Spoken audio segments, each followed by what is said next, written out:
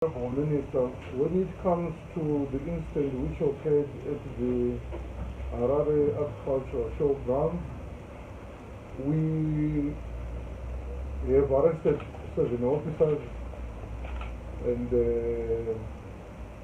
when we arrest, like I also referred to an application coming from my brother here, we are going to charge them under the Police Act, and what then happens?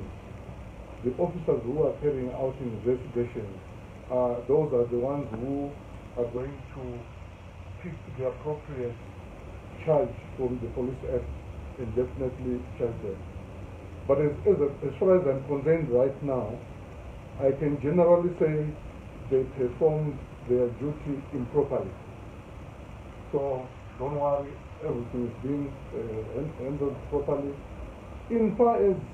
As far as their names are concerned, if you give me a little bit of time, I can give you the names through my spokesperson, Assistant Commissioner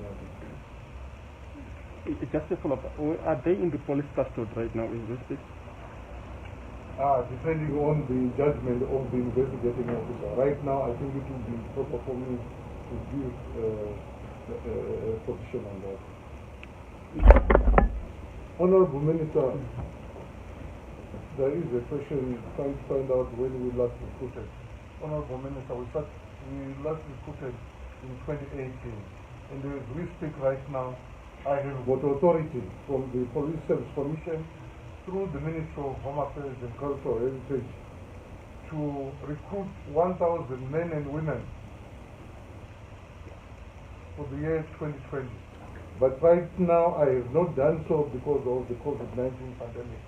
I will wait until such time the situation allows us to recruit.